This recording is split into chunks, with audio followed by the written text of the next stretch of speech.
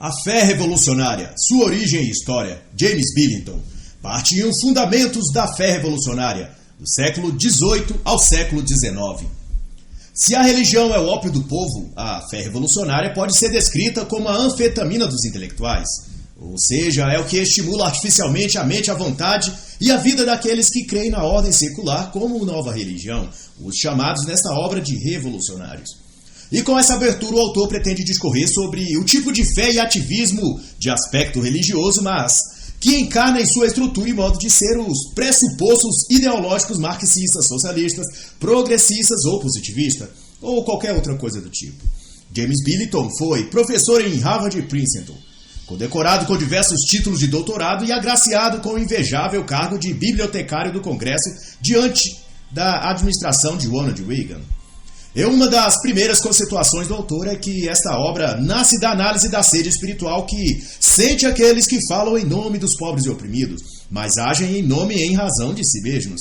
Os intelectuais apaixonados, os radicais revolucionários, os coletivistas, os devotos da religião estatal ou da nova religião secular. É o que vai dizer o autor ainda na página 16. E dando ainda mais margem a essa explanação, James Billington vai dizer que a fé revolucionária foi moldada majoritariamente por meio de uma pequena subcultura de escritores e pensadores, imersos no jornalismo e em sociedades secretas, e deslumbrados com ideologias e motivações religiosas também secretas. E segundo o autor, dois dos pilares que a partir de 1790 viria a fundamentar essa aspiração ideológica revolucionária seria o nacionalismo e o comunismo. Um inspirando o ideal de fraternidade e o outro o ideal de igualdade, ou seja, a Revolução Nacional e a Revolução Social.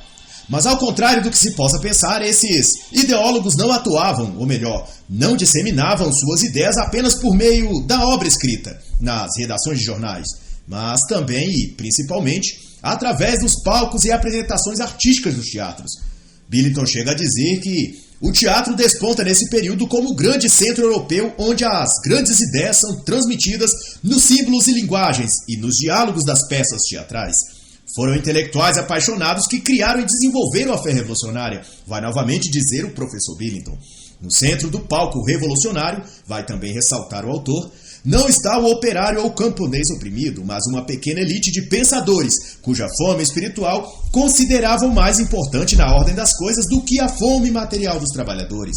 A história geral e a história revolucionária em particular, volta a dizer o autor, foi feita a partir de cima, da mente dos intelectuais europeus e depois exportado para o resto do mundo. Não veio da pressão das massas proletárias, como era o sonho romântico de Marx e Engels, mas por aqueles que dominavam a linguagem e sabiam como ninguém penetrar no imaginário popular e moldá-lo. É o que vai concluir o autor. E o autor também comenta, por volta da página 17, que o ambiente prolífero para o desenvolvimento da fé revolucionária nos idos do século XIX foram as sociedades europeias que ainda não tinham protuberado a ideia de divergência ideológica e proposto a ruptura com a autoridade religiosa. Mas, além disto, também vai apontar o autor que também foram alvos da ação revolucionária nessa questão a sociedade que ainda não tinha modificado o poder monárquico e aceitado alguma forma de oposição política organizada. E James Billington também observa que no norte da Europa e nos Estados Unidos, onde as condições político-sociais já lhe eram favoráveis, isto é, já possuíam algum tipo de formatação parlamentar e protestante, a fé revolucionária, tal qual um movimento ideológico, não precisou e não fez grande alarde ou chamamento social. O mesmo não se deu, no entanto, na França, Itália e Polônia, por exemplo, cujos regimes políticos foram francamente atacados de dentro para fora por uma turba religiosamente convicta de que nenhuma monarquia deveria subsistir. E não por menos, também tornou-se alvo da fé revolucionária a Prússia e a Rússia, uma por ser de confissão luterana e outra ortodoxa. Mas, de todo modo, ambas aristocracias religiosas, e é desse fundamentalismo que, segundo o autor, nasceram o tipo de crente convicto da fé revolucionária. Mas também curioso, e isso o autor vai também destacar, é que em todos esses anos de desenrolar revolucionário, o símbolo do fogo foi assumido por ela como uma poderosa força incendiária no mundo. A esse tempo, a liderança revolucionária havia se transferido da França para a Rússia, embalado, é claro, nos braços de maçons europeus e, como aponta o autor, também forjaram outros tipos de conspiracionistas, como iluministas, filadelfos, carbonários, etc. Outra ressalva do autor será que, na busca por rastrear historicamente as origens da fé que motivos revolucionários, ou como chamado nessa obra, a fé revolucionária, sejam revolucionários de quaisquer matizes, maçons, iluminatis, iluministas franceses, comunistas, positivistas ou os de inclinação gramscista, o que todos têm em comum é seu aspecto religioso, sua vocação ao fanatismo religioso, que, como veio a descobrir o autor, revolucionários buscam sua transcendência no tempo histórico.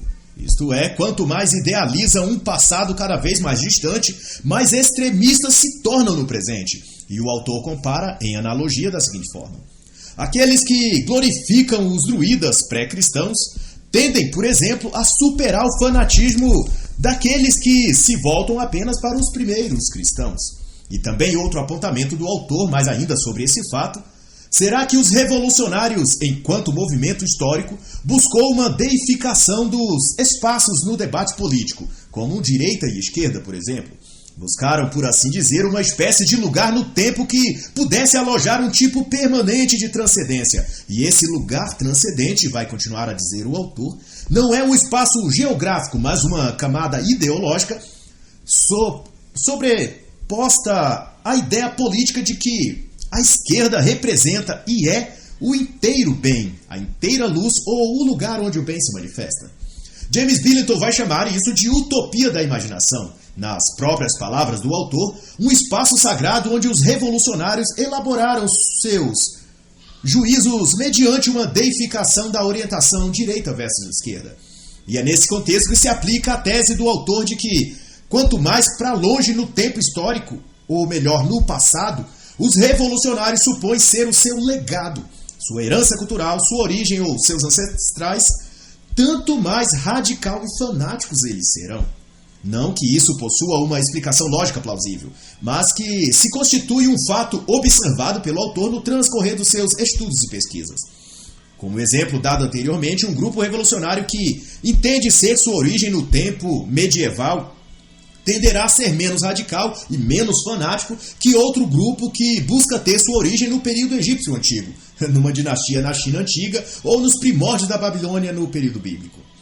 No nível profundo e inconsciente, vai ressaltar o autor, a fé revolucionária foi moldada pela fé cristã que ela tentava subsistir.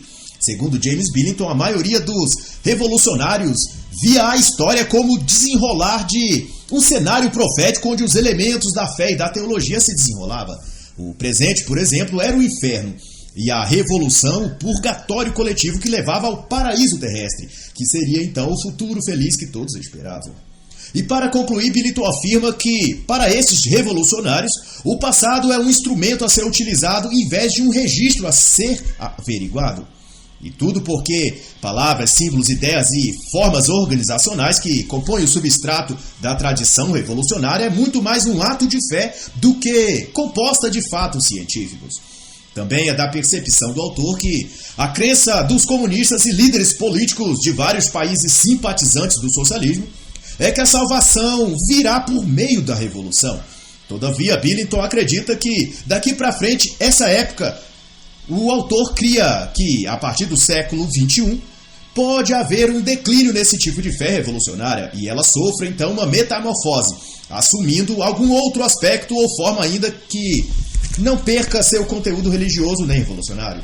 Mas depois dessas considerações, o autor retrocede em sua análise para situar a origem e uso histórico da expressão revolução ou revolucionário.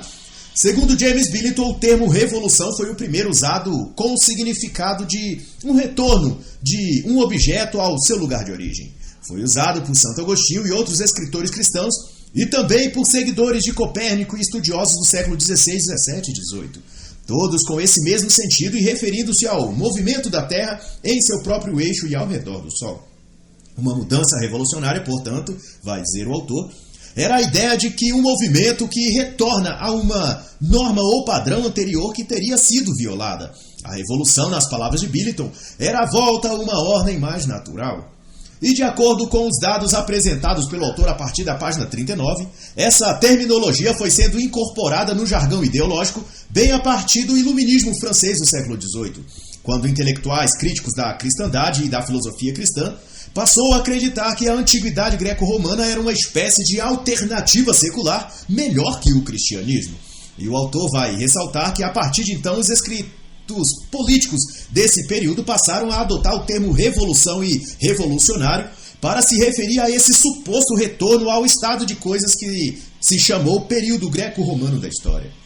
Foi nesse íntere que um poeta inglês associou o termo revolução com mudança social. E revolução, então, passava a significar muito mais que um retorno a um passado grego ou romano, mas, sobretudo, a um ideal político positivo. E não bastasse isso, pouco depois, mas na mesma esteira ideológica, passou-se a aplicar ao termo não apenas o sentido político e social, mas daí também o sentido espiritual. Isso significa que revolução seria tido também como um evento espiritual.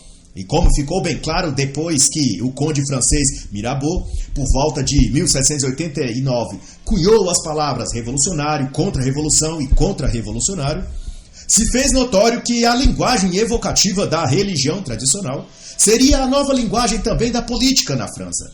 Isso porque o propósito da revolução não haveria de ser mais uma reforma política ou social, mas a regeneração espiritual de toda a nação. No capítulo 2, o autor vai chamar a atenção para o fato de que, após a Revolução Francesa, tendo sido derrubado o antigo regime, as pessoas sentiram necessidade de uma nova fonte de autoridade. E essa busca por legitimidade iria para além da esfera política e social, passando também para o âmbito espiritual, isto é, de sentido da vida. E nisso passou-se a compor expressões místicas como Mãe Natureza, Ser Supremo, em substituição às tradições católicas que por anos sustentaram a vida moral, cultural, intelectual e existencial de várias gerações. Dentro dessa ótica de busca por legitimidade e nova autoridade, como que buscassem uma estrela guia ou direção, a reivindicação revolucionária apontava várias direções e ninguém chegava a um consenso. Uns clamavam um rei, outros apelavam para uma nova moeda, outros insistiam por uma nova lei. Duas lojas maçônicas apareceram então para dar o norte correto em meio a esse turbilhão de dúvidas. A loja Ponto Perfeito e a loja Círculo de Amigos. E ao que parece, a base para essa nova fé secular indicaria ser firmada sobre 12 homens, ou um pequeno grupo, o que não significava que não houvesse oposições dentro desses grupos e diversas conspirações. O que levou, como toda revolução, a derramamentos de sangue. E havia quem dissesse que a salvação viria pelo sangue, ou que seria essa as dores de parto de uma nova ordem. E quanto a isso, o autor vai dizer que a busca primordial por legitimidade revolucionária envolveu a busca por um espaço sagrado no qual a perfeição pudesse surgir e os oráculos pudessem falar. E tão relevante quanto o autor dispõe a falar, na página 62 até a página 96, do papel do jornalismo no nascente sentimento de fé revolucionária. E Billington então vai dizer que as redações de jornal eram terreno fértil para a nova fé revolucionária. A imprensa mudou o destino da Europa. Ela mudará o destino do mundo. A imprensa é hoje o que foram os oradores nas praças de Atenas e Roma. Essa foi a declaração de um destacado líder revolucionário em 1789. Daí surgiu a tese de que a imprensa era o quarto poder, numa classificação em que o clero e a nobreza eram o primeiro e o segundo, e o povo o terceiro poder. O jornalismo, com o devido formato e limitação da época, seria então o quarto poder. Dado isso, o quarto estado fora substituindo o primeiro estado, que era a igreja. E o jornalismo foi tomando para si o antigo papel da igreja como propagador de valores, modelos e símbolos para a sociedade em geral. E na França de 1790 e na Rússia de 1860, padres e seminaristas foram sendo cooptados para atuar como jornalistas revolucionários. E conforme vai mostrar James Billington, essa nova classe de jornalistas intelectuais da Revolução Francesa criaria então a legitimidade que as massas tanto buscavam para se orientar na vida, naqueles novos tempos turbulentos. Decorreu disso, no entanto, que uma nova espécie de jornalistas fora sendo fabricado, o típico e estratégico jornalista agitador. Aqueles que têm por função provocar agitação nas massas e educá-las aos seus propósitos. Uma exemplificação clara e inequívoca disso pode ser assistido no YouTube nas entrevistas feitas com o presidente do Brasil, Jair Bolsonaro, seja como candidato no período eleitoral ou seja depois de eleito, nas nominadas saidinhas do Alvorada, quando o presidente concede alguns minutos frente ao Palácio da Alvorada, em que responde algumas perguntas dos repórteres. Se vê, no caso, dezenas de jornalistas agitadores em plena atuação. Fazem perguntas de duplo sentido, colocações capciosas ou afirmações tendenciosas. Isso para tirar o entrevistado do seu equilíbrio e torná-lo vulnerável às provocações dos jornalistas, levando-o a erro ou contradições. Isso eu uso como referência os anos de 2019 e 2020. De acordo com o autor, a imprensa era um órgão de poder. E essa captura do poder veio através da captura do discurso. Nada diferente do que ocorre atualmente. Em uma cultura intensamente verbal, vai dizer Billington, o choque linguístico era essencial para sustentar o espírito revolucionário. E estavam todos, vai afirmar Billington, mais ansiosos por mudanças sociais do que por mudanças políticas. Era o início e a ascensão do jornalismo revolucionário, vai concluir o autor. E ao citar trechos do que os próprios jornais da época diziam de si mesmos, isso exposto na página 66, James Billington vai destacar textos como círculo de luz que transformaria o mundo, um centro de luz e de resistência contra a opressão do regime em vigor, etc. Isso significando a forma que os jornalistas se referiam a si mesmos e às suas atividades como espécie de legisladores do universo destinados a regenerar o mundo. O jornal era, portanto, um tipo moderno de oráculo público, qual boca e voz que ditaria o curso do mundo, o novo mundo que estaria a preparar. Quanto a isso, o autor vai dizer, referindo-se ao jornalismo daquela época, que eles viam-se como um poder superior, que tinham o direito e a obrigação de conduzir ou censurar as massas, cuja missão era a vigilância universal das massas de cidadãos ainda não esclarecidos, para saber o que eles desejavam. E nesse processo de difundir sua sapiência pelo mundo, o jornalismo foi destruindo tradições, costumes e crenças regionais, injetando, em seu lugar, uma revolução da linguagem baseada na forma jornalística e revolucionária de ver a vida, cujo objetivo não era mais comunicar, informar ou esclarecer como deveria ser o papel e função da linguagem, mas agora o objetivo seria produzir um encantamento coletivo nas massas, um entorpecimento e manipulação. Quanto a isso, eu recomendo a excelente leitura de As Ideias Têm Consequências, de Richard Weaver, e também a obra O Eduqueza em Discurso Direto, de Nuno Crato. Dizia-se à época que os jornais ou jornalistas tinham o dom secreto da linguagem, a capacidade de despertar os sentimentos nas massas, de sublevar seus desejos, de inspirar a sentimentalidade do povo, de arrancar suspiros e lágrimas. E o modo como se fazia isso era através de panfletos e cartazes, como bem escreveu James Billington na página 71. Na Paris revolucionária, no auge do terror de 1794, palavras tinham se tornado armas. E para mostrar o quanto essa panfletagem publicitária tinha o potencial de inflamar o público, já nessa época, em plena revolução já se falava, e para tal já tinha seus simpatizantes, sobre ditadura revolucionária, fraternidade universal, nova ordem social, igualdade social e sociedade das mulheres ou das irmãs, como se dizia na época. E tudo isso será elencar nas páginas 78 e 79 deste livro. Do ponto de vista jornalístico, vai afirmar o autor, os jornalistas proto-comunistas consideravam-se numa missão revolucionária em função de uma transformação igualitária da sociedade. E todo esse desdobramento tinha a razão de ser adornada por uma aura religiosa e mística, até acima dos prepostos políticos e sociais.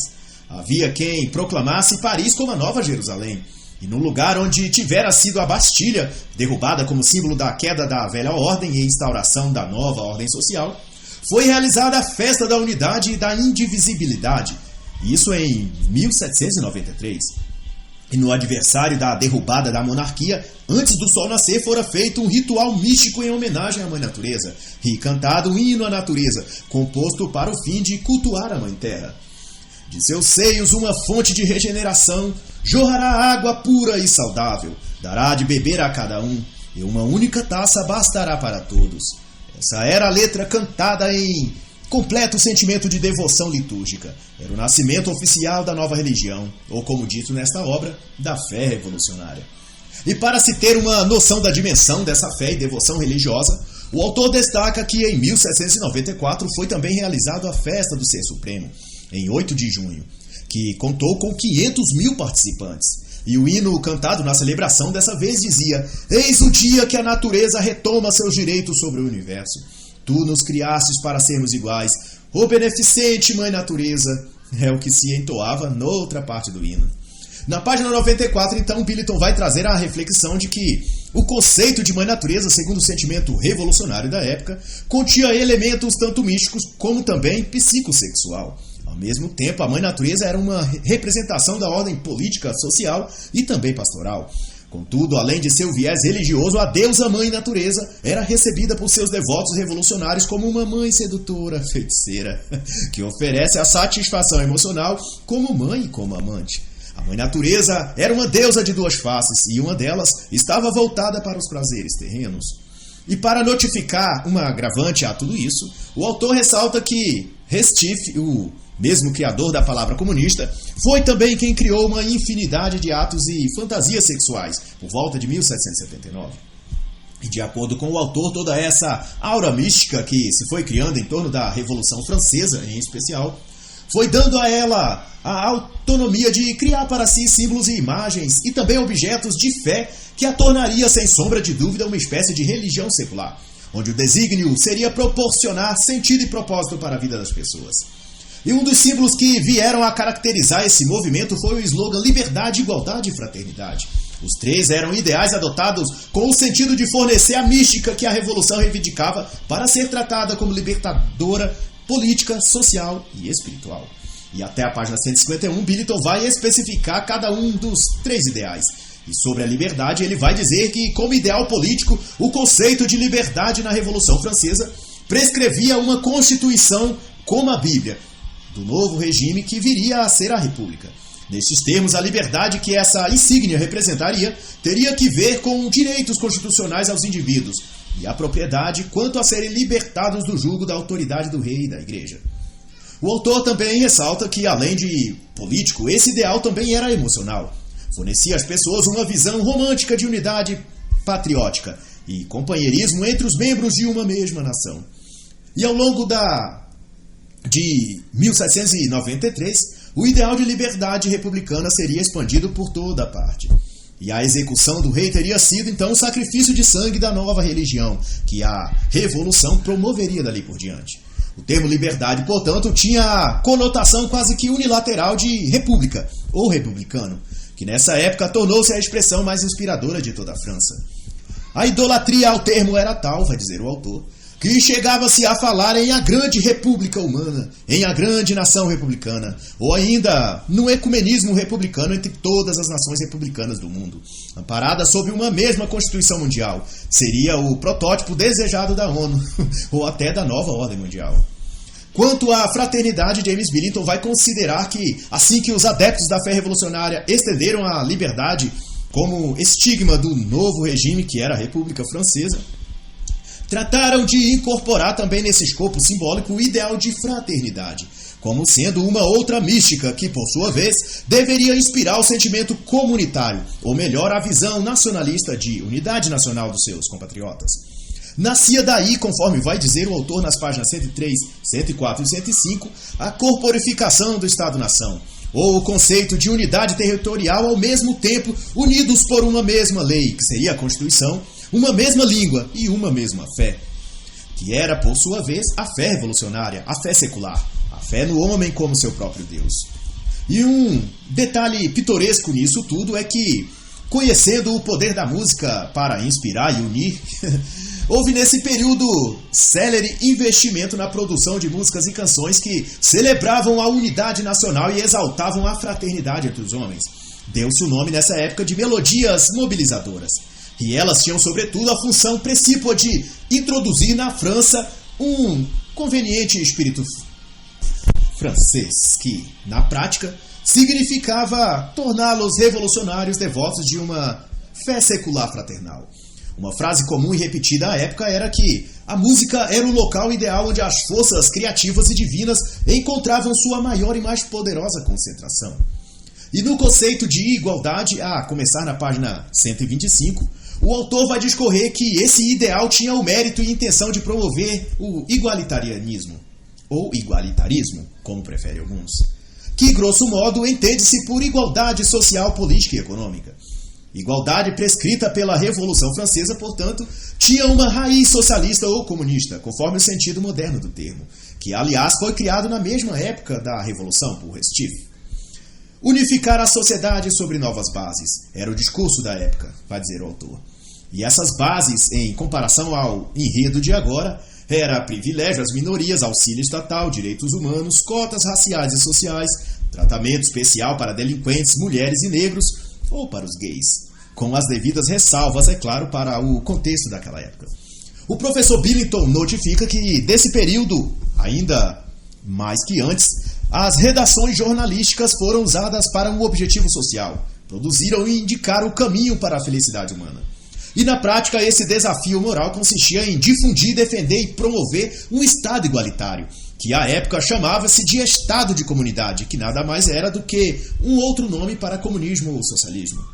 Segundo o manifesto de Robespierre, em novembro de 1794, a sociedade deveria, sob o novo modelo de república, ser organizada qual uma sociedade popular. E para Robespierre isso significava uma sociedade militante que acabasse com a aristocracia dos ricos, iniciando então o reino das virtudes republicanas, como ele dizia. Porém, em 1795, outro personagem revolucionário aperfeiçoou as ideias de Robespierre sobre sociedade popular e acrescentou ao projeto detalhes de como seria a forma e organização prática dessa sociedade coletivista. Todos seriam iguais, dizia Bebewith, em sua revisão da comunidade igualitária. Todos desenvolveriam coletivamente o comércio, a agricultura e a indústria, e todos protegidos por agentes revolucionários. Era a conclusão de Bebewith sobre a questão. Em certo sentido, se assemelha ao modelo de vida ou de sociedade que alguns governadores, como de São Paulo, do Pará, de Minas, do Espírito Santo ou do Rio de Janeiro, tentaram criar no período de quarentena do Covid-19 em 2020. A população encarcerada em casa, todos confinados e soldados da Guarda Municipal e Militar fazendo ronda nas ruas para supostamente garantir a segurança e saúde das pessoas. Mas na prática, prendendo e reprimindo aqueles moradores que saíam às ruas para alguma atividade. Como o caso em abril de 2020, onde uma moradora da cidade de Araraquara, em São Paulo, foi violentamente imobilizada e presa por policiais sob as ordens do prefeito e sob a aprovação do governador do estado, por ela estar sentada numa praça.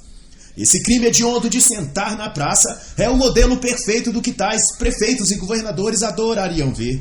A repressão total da população por um Estado socialista que confina sua população e a controla com mãos de ferro. Que no caso desse governador e desse prefeito eu diria patas de ferro, já que ambos têm se portado como autênticos animais selvagens, irracionais e embrutecidos. E para concluir esse tópico basta dizer, como descrito na página 131, que o ideal de igualdade segundo a Revolução significava o bem comum, e o bem comum por sua vez era o socialismo, não importa qual nome se dava a ele nesse momento. E ao fim do capítulo 3, outra frase define bem o que foi dito até aqui. Para os revolucionários, a verdadeira revolução levaria os homens para além da política, para a grande comunidade nacional. E no capítulo 4, encerrando a primeira parte do livro, James Billington vai tratar sobre as origens ocultistas das organizações revolucionárias. E vai dizer que, após a morte de alguns dos principais líderes da Revolução Francesa, o movimento de renovação da sociedade como um todo fora perdendo propulsão. Mas havia aqueles que dispunham manter vivas as chamas revolucionárias. Estes retiraram-se para a segurança e discrição das sociedades secretas, e das sombras que ocultavam seus rastros passou a influenciar e conspirar os âmbitos político, cultural e social, sem o inconveniente de ser desmascarados. Sob o manto do sigilo, então, tornou-se ainda mais perigosos e convictos. E para alimentar o fogo da fé revolucionária, passou-se a fomentar um tipo de segunda vinda, onde um eleito restauraria a nova ordem que tivera começado na Revolução Francesa, naquele século, mas então interrompida pelos ditames políticos de Napoleão. A partir desse ponto do livro, o autor dá um salto histórico até o ano de 1828, para tratar de um ponto crucial iniciático, no sentido formal da organização revolucionária, em seu novo recorte global. internacionalizado e, sobretudo, místico-religioso. E então, quando começa a história de Filippo Giuseppe, filho de família abastada, descendente direto de Michelangelo. Filippo, ainda jovem na Itália, aos 16 anos, publicou a obra História da Conspiração de Babeuf, tornando-se apóstolo de uma nova geração de revolucionários. Giuseppe estudou direito e, ao fim de 1786, optou pela carreira no jornalismo, fundando um jornal semanal que tratava sobre política. O principal feito foi reunir e remodelar os dois mitos centrais da tradição revolucionária, a crença na revolução e a fé na natureza ou na mãe natureza, a quem preferir. Dentre os feitos de Filippo Giuseppe está sua campanha ácida e feroz contra os ricos, na Itália e na França, que chamava-os de inimigos da igualdade, não obstante sua própria família ter sido rica e custeado sua faculdade. Mas isso é apenas um lapso na hipocrisia comunista de até nossos dias. De todo modo, em 1794, Giuseppe deu início ao que chamou Organização da Paz, que era um sistema centralizado de agentes revolucionários destinados a mobilizar a população contra os ricos comerciantes e contra o clero católico. Filippo também foi responsável pela primeira declaração de igualitarismo, em que dizia que todos os homens são iguais, livres e destinados a ser felizes. Depois disso, ajudou a montar um novo sistema educacional público e também restabeleceu o culto e festa ao Ser Supremo e à natureza. Em março de 1795, foi preso devido a seus métodos violentos. Depois de solto, foi preso novamente em 1797, mudando-se para a prisão de Genebra em 1806, onde permaneceu preso por 16 anos. E de Giuseppe nasceram duas grandes organizações secretas, a Sublime Mestres Perfeitos e a Monde, todas envolvidas no movimento revolucionário internacional.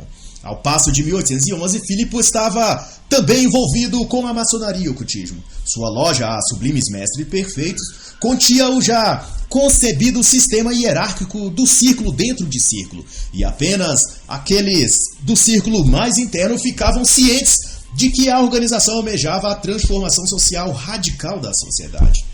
Seria o arquétipo usual e notório que até hoje a maçonaria traz consigo, de um grande arquiteto construindo uma nova e melhor estrutura para a sociedade humana. E eles, os revolucionários, eram os artesãos moldando as pedras de uma construção ideal.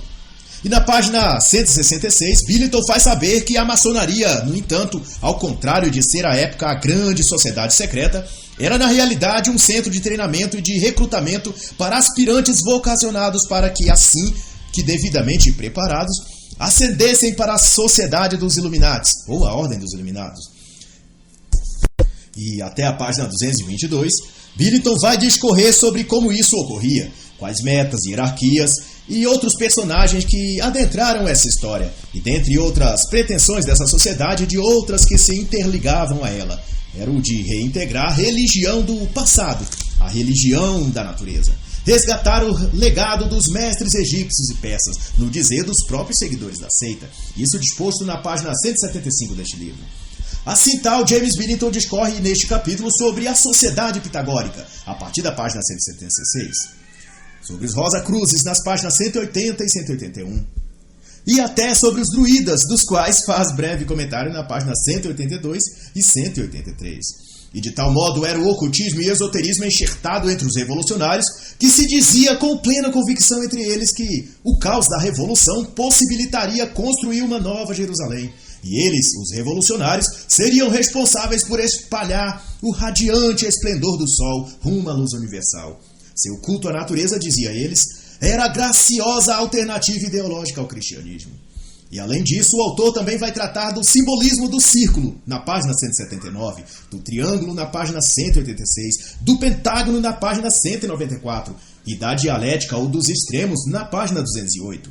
Todos invocando enormes conhecimentos de cunho esotérico e sua correlação ao espectro político e social da época e, por referência, também aos nossos dias.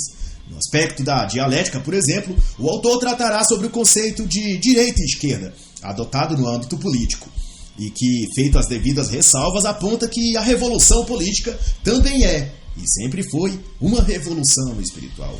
E assim encerro a análise da primeira parte do livro A Fé Revolucionária, Sua Origem e História, de James Billington.